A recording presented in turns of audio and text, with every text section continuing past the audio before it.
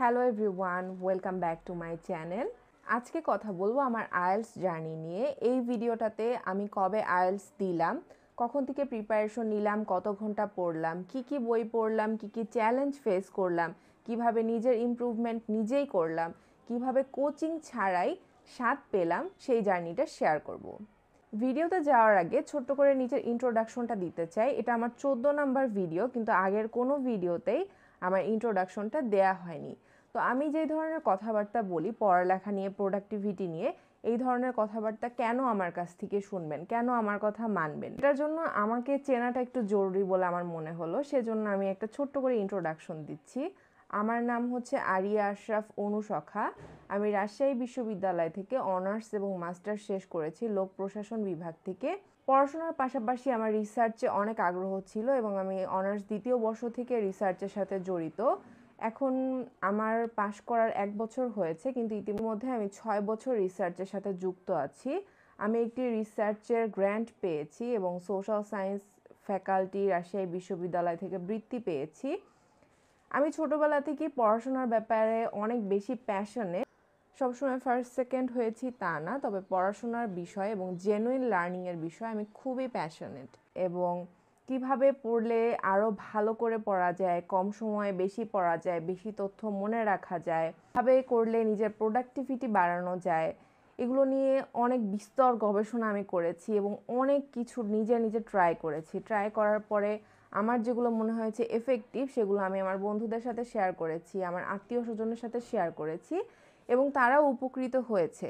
সেখান থেকে আমার এই চ্যানেল খোলার আইডিয়াটা আসে যে কেননা আমার এই প্যাশনটা, আমার এই গবেষণালব্ধ জিনিসগুলো আমি আরও মানুষের মাঝে পৌঁছে দিই। সেই চিন্তা থেকেই আমার এই চ্যানেলটা খোলা। এই চ্যানেলটায় আমি প্রোডাক্টিভিটি নিয়ে কথা বলি, আমি পড়াশোনা নিয়ে কথা বলি, এছাড়াও একা জীবনযাপনের বিভিন্ন আসপেক্ট নিয়ে ভবিষ্যতে কথা বলবো।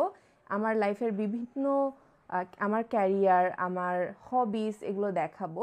সেজন্যই হচ্ছে চ্যানেলটার নাম মাই লাইফ প্যালেট। তো আর দেরি না করে আমি আমার আইএলটিএস জার্নির ভিডিওটি শুরু করছি। International English language testing system শুনলেই মনে হয় অনেক ভয়ানক একটা বিষয়। আর এটা আমাদের কাছে আরও বেশি ভয়ানক কারণ আমরা ছোট থেকেই কোনো অজানা কারণে ইংরেজিকে অনেক ভয় পাই। ইংরেজিকে আসলে ভয় পাওয়ার কিছু নেই। আমরা যেই সাবজেক্টই পড়ি না কেন ছোটোবেলার থেকে সুইচ করি সাবজেক্ট, কিন্তু ইংরেজি কিন্তু সবসময় কনস্ট্যান্ট থেকেই যায়।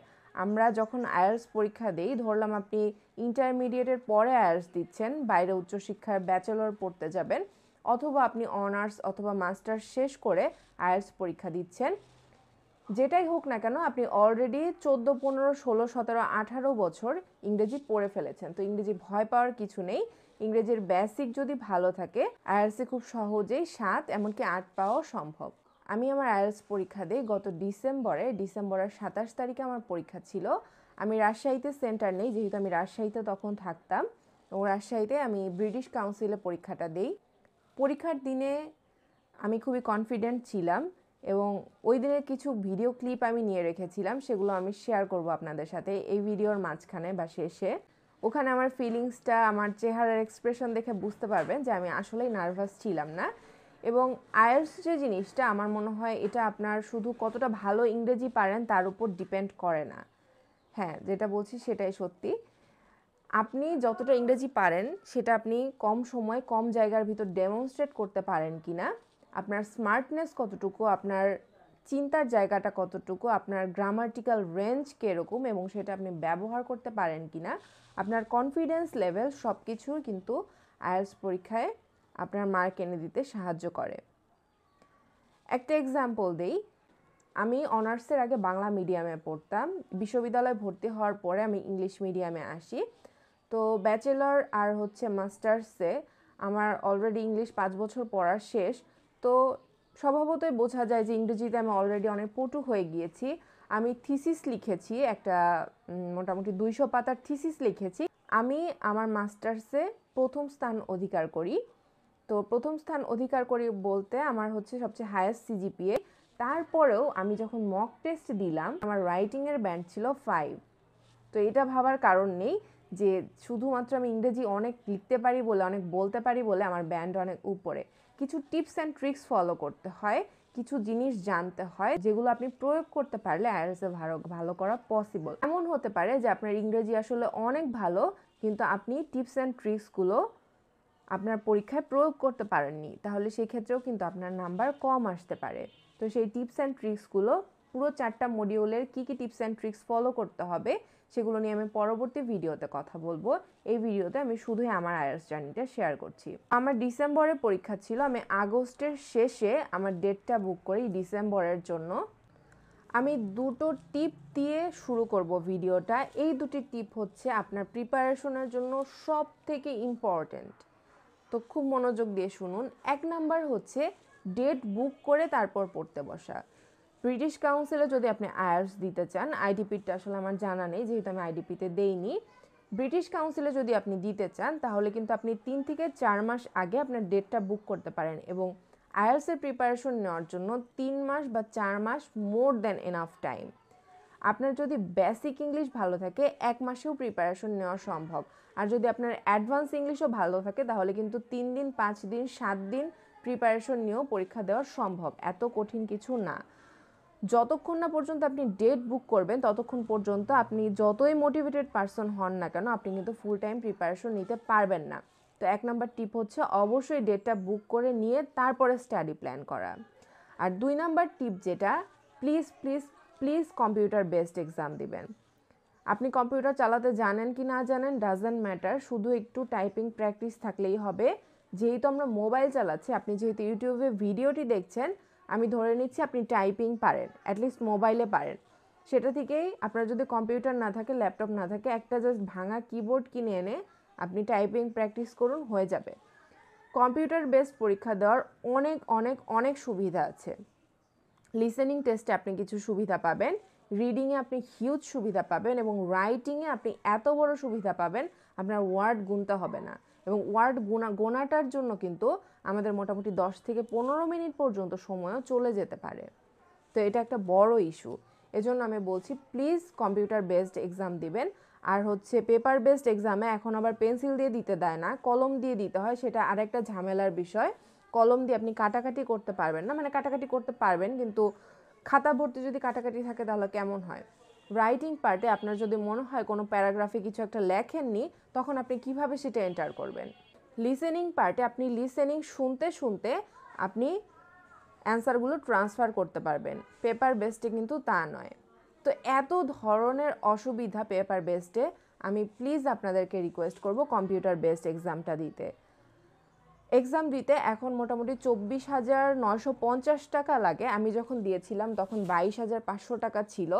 তো এখন আপনি পরীক্ষা যদি বুক করতে চান তাহলে আপনার দরকার হবে 24,950 টাকা। তো টিপস দুটো দিয়ে দিলাম, সবচেয়ে ভালো বড় টিপসগুলো। এখন আমি বলি আমি কি করেছি। আমি প্রথমে একটা খাতা বানিয়েছি, এই খাতাটা আমার আইএলটিএসের ডেডিকেটেড খাতা। যেহেতু আমি কম্পিউটার বেসড এক্সাম দিব, সো আমার খাতায় খুব বেশি কিছু লিখতে হয়নি, আমি আমার ল্যাপটপেই মোটামুটি সব প্র্যাকটিস করেছি। তবে এই খাতাতে আমি বেশ কিছু জিনিস লিখে রেখেছি যেগুলো আমার মনে রাখতে হবে বা নতুন লার্নিং। এবং আমি প্রথমে একটা স্টাডি প্ল্যান বানিয়ে নিয়েছিলাম এরকম করে। এখানে আমি জাস্ট কবে থেকে কবে কোন কোন সেক্টরটা প্র্যাকটিস করব সেটার একটা মোটামুটি একটা ওভারভিউ করে নিয়েছিলাম। এখানে যেমন 1 সপ্তাহ আমার হচ্ছে লিসেনিংয়ে দিয়েছি, 1 সপ্তাহ রিডিংয়ে দিয়েছি, 1 সপ্তাহ রাইটিংয়ে দিয়েছি, আর প্রত্যেক দিন এর সাথে সাথে হচ্ছে স্পিকিংয়ের প্র্যাকটিসটা করেছি মোটামুটি 20 থেকে 30 মিনিট করে। তো আপনার ইংলিশ লেভেল কেমন আছে সেই অনুযায়ী আপনি একটি স্টাডি প্ল্যান করে ফেলবেন।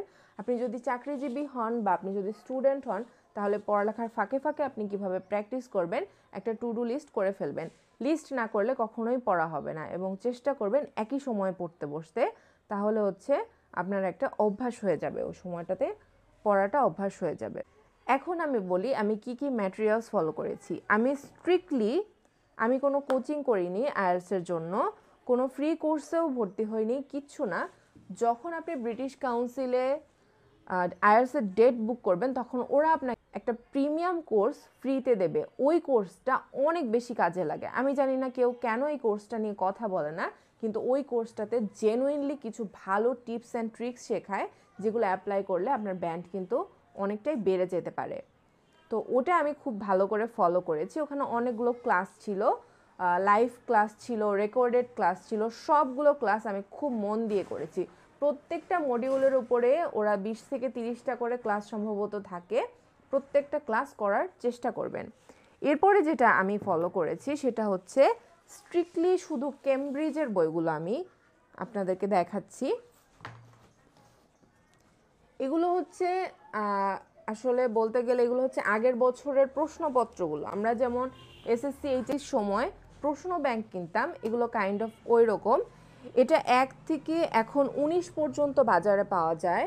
তো এতগুলো আপনার করতে হবে না। আমি কিনেছিলাম হচ্ছে 7 থেকে প্রথমে 18 পর্যন্ত কিনেছিলাম, পরে আমার পরীক্ষার আগে 19 নাম্বার বের হয়, তখন হচ্ছে আমি 19 নাম্বারটাও কিনি। এটা হচ্ছে লাস্ট ছিল। আমি জানি না এখন 20 বের হয়েছে কিনা, সম্ভবত হয়নি। তো যাই হোক, আপনি মোটামুটি যদি 7 থেকে বা 10 থেকে 19 পর্যন্ত কেনেন, মোর দ্যান এনাফ। এবং এগুলো হচ্ছে রিয়েল টাইম আইএলটিএস প্রশ্ন। আপনি এগুলো যখন সলভ করবেন, আপনি কিন্তু আপনার ব্যান্ডটা, আপনার লেভেলটা বুঝতে পারবেন।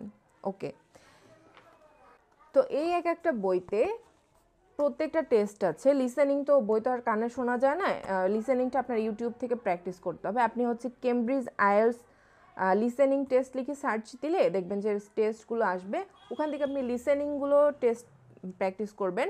আর এখানে হচ্ছে আপনার রিডিং, রাইটিং আর হচ্ছে স্পিকিংয়ের কিছু কোশ্চেন দেওয়া থাকে, সেগুলো আপনি প্র্যাকটিস করতে পারেন। প্র্যাকটিস শুরু করার আগে আরেকটা কথা বলতে চাই, সেটা হচ্ছে আপনার লেভেলটা আগে বুঝতে হবে। আপনার লেভেলটা বোঝার জন্য আপনি একদম প্রিপারেশন শুরু করার আগে একটা মক টেস্ট দিয়ে নেবেন। আপনার যদি ফাইন্যান্সিয়াল প্রবলেম না থাকে, তাহলে সরাসরি প্রজেক্ট হেডওয়ে, ব্রিটিশ কাউন্সিল, অনেক অর্গানাইজেশন আছে যারা হচ্ছে মক টেস্টগুলো নেয়, সেখানে দিতে পারেন।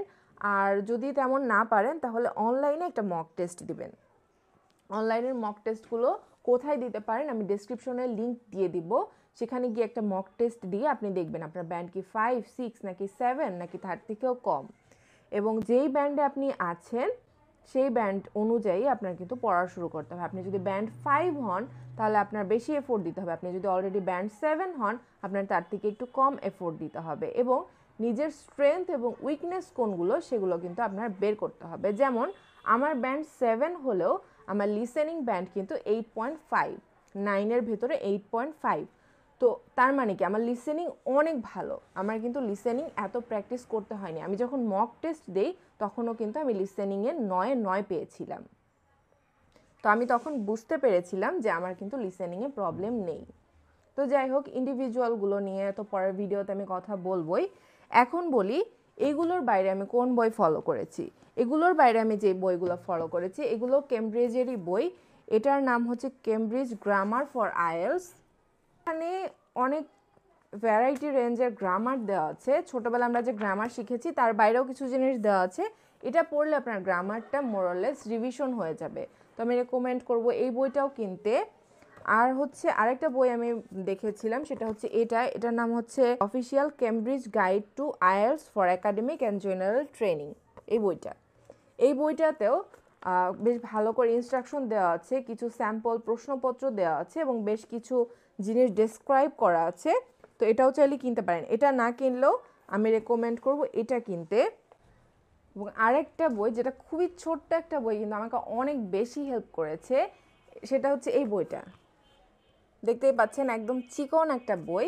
এটার নাম হচ্ছে Cambridge common mistakes at IELTS intermediate and advance and how to avoid them.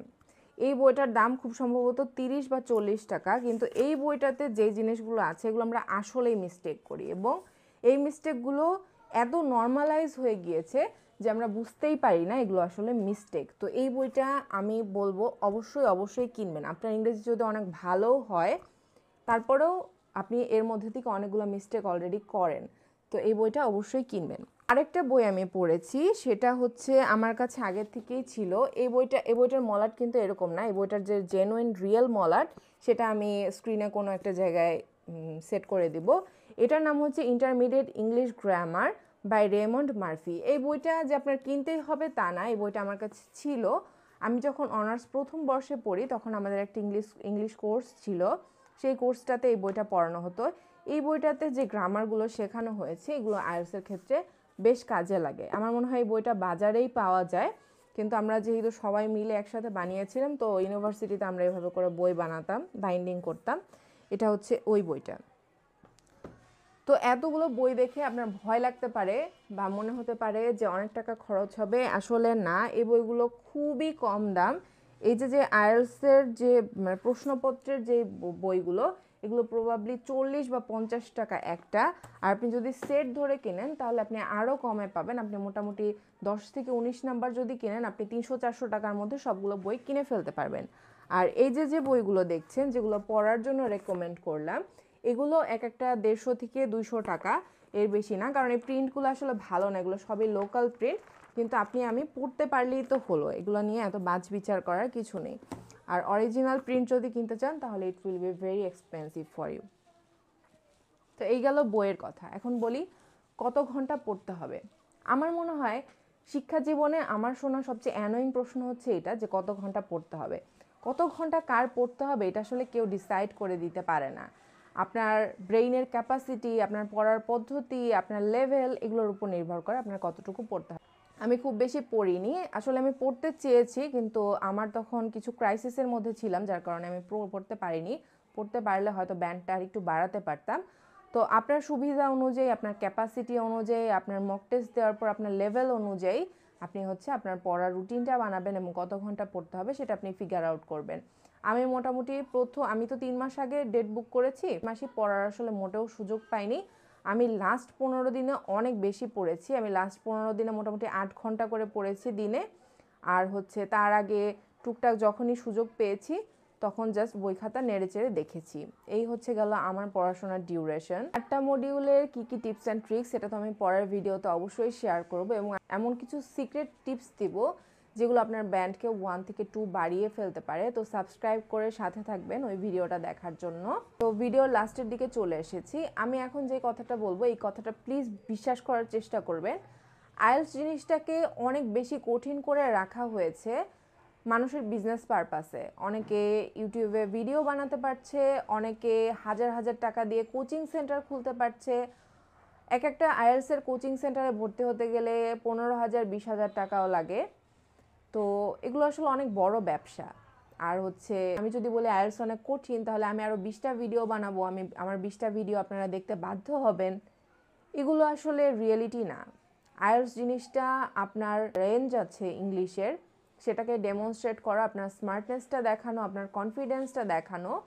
তো এটাকে এত কঠিন ভেবে ওভারওয়েলমিং বানিয়ে প্রিপারেশন নেওয়ার কিছু নেই। আপনি সাধারণভাবে যে কোনো পরীক্ষার জন্য যেভাবে প্রিপারেশন নেন আইএলটিএসের জন্য ঠিক সেভাবেই প্রিপারেশন নেবেন। মাথা ঠান্ডা রাখবেন, কনসেন্ট্রেট করবেন এবং মনে রাখবেন this is just another test. শেষে একটা টিপস দিচ্ছি, প্লিজ ইউটিউবে 100টা চ্যানেল দেখবেন না। আপনার আইএলটিএস প্রিপারেশনের সময় যদি আপনি কোচিংয়ে ভর্তি না হন অবশ্যই ইউটিউবের হেল্প নিতে হবে। একটা বা হায়েস্ট 2টা চ্যানেল দেখবেন। কিছু চ্যানেল আছে, আমি ডেসক্রিপশনে লিঙ্ক দিয়ে দিব অথবা আমার স্ক্রিনের উপর লিখে দিব, যেগুলো আমি ফলো করেছি। আমি প্রথম দিকে অনেকগুলো চ্যানেল দেখেছি, এক একটা চ্যানেল এক এক ধরনের কথা বলে। কোনো চ্যানেলে আপনাকে বলবে অনেক ভোকাবুলারি পড়তে, কোনো চ্যানেলে আপনাকে মুখস্থ করিয়ে দিবে কয়েকটা ভোকাবুলারি, বলবে এগুলো ইউজ করতে। কিছু ইম্পসিবল টিপস অ্যান্ড ট্রিক্সের কথা বলবে যেগুলো আপনি কোনোভাবেই ফলো করতে পারবেন না, এবং যারা এই ভিডিওগুলো বানায় তারা নিজেরাও ফলো করতে পারে কিনা সন্দেহ। তো এগুলো করবেন না। আমি কয়েকটা চ্যানেলের লিঙ্ক দিয়ে দিব এবং হচ্ছে লিখে দিব, সেগুলো ফলো করার চেষ্টা করবেন। এর বাইরেও যদি আপনার কোনো চ্যানেল মনে হয় যে ভালো বা বেটার, আমি যেগুলো সাজেস্ট করবো এগুলো থেকে যদি আপনার বেটার মনে হয় আপনি অনায়াসে সেগুলো ফলো করতে পারেন, কিন্তু প্লিজ অনেকগুলো চ্যানেল ফলো করবেন না। তো যতগুলো টিপসের কথা বললাম সেগুলো আমি আরেকবার সামারাইজ করছি। 1 নাম্বার হচ্ছে পরীক্ষার ডেট বুক করে তারপরে পড়তে বসবেন। 2 নাম্বার হচ্ছে পড়া শুরু করার আগে অবশ্যই একটা মক টেস্ট দিয়ে নিজের লেভেলটা যাচাই করে নেবেন। 3 নাম্বার হচ্ছে একটা টু ডু লিস্ট বা স্টাডি প্ল্যান বানিয়ে পড়তে বসবেন। এবং 4 নাম্বার হচ্ছে কেমব্রিজের যে অথেন্টিক ম্যাটেরিয়ালসগুলো আছে সেগুলো ফলো করবেন। আর 5 নাম্বার হচ্ছে অল্প কিছু চ্যানেল, 1টা বা 2টা, সর্বোচ্চ 3টা, এর বেশি চ্যানেল ফলো করবেন না। তো ইন্ডিভিজুয়াল 4টা মডিউল নিয়ে আগামী ভিডিওতে কথা বলবো, টিপস অ্যান্ড ট্রিক্স দিব, আপনার ব্যান্ড বাড়াতে কি কি জিনিস প্রয়োগ করা দরকার সেগুলো নিয়ে কথা বলবো।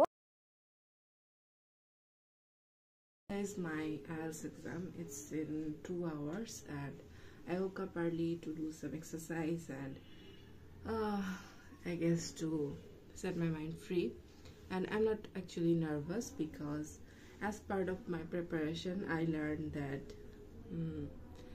it's not really demonstrating your English language skill only, it's about demonstrating your confidence, because you may know better English than me, but if you are nervous during your examination, it may mess up things, and I'm not sure how the exam will be, but I'm pretty confident about it. So that's that, and I'm gonna get ready for my IELTS exam. Wish me luck. These are the only things you can bring to your IELTS exam. This is passport, your identity, and this is a bottle. You have to remove the label of it. There shouldn't be anything printed on the bottle, and a copy of your passport's identity page, which is the one with picture on it, with your picture on it, this page. So that's all. I'm going.